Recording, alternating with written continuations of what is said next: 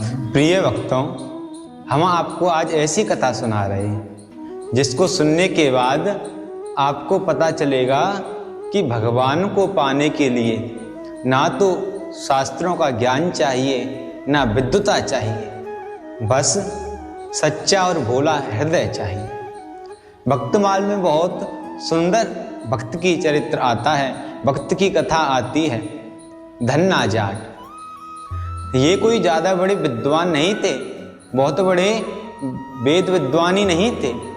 एक राजस्थान के साधारण किसान थे, ना ज़्यादा पढ़े लिखे थे, ना पूजा पाठ की विधि जानते थे, पर इनके अंदर अभिमान तनिक भी नहीं था, लेश मात्र भी अभिमान नहीं था।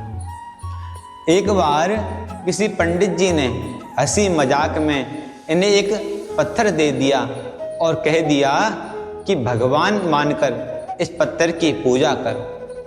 तब प्रिय भक्तों, तब धन्ना जाट ने उस पत्थर को पत्थर नहीं समझा, अपितु ठाकुर समझ लिया।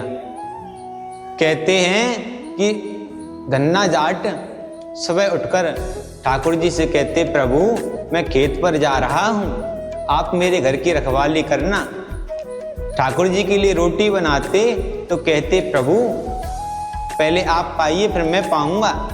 कभी कभी देर हो जाती तो प्रेम से कहते, प्रभु जल्दी रोटी पा लीजिए, नहीं तो रोटी ठंडी हो जाएगी। यह पूजा नहीं थी, यह अपनापन था। भक्तों, एक बार धन्ना जाट ने कहा, प्रभु आज मुझे बहुत काम है, इसलिए घर और खेत दोनों आप ही संभालना। प्रिय भक्तों, भक्तमाल की कथा कहती है कि उस दिन ठाकुर जी स्वयं प्रकट हो गए। बोलिए भक्तवत्सल भगवान की जय। ठाकुर जी उस दिन स्वयं प्रकट हो गए और ठाकुर जी ने चूल्हा जलाया, रोटी बनाई और खेत में जाकर हल चलाया। यह दृश्य देखकर गांव वाले दंग रह गए। तब ठाकुर जी ने कहा कि धन्ना, तूने मुझे पत्थर नहीं समझा, तूने मुझे अपना समझा।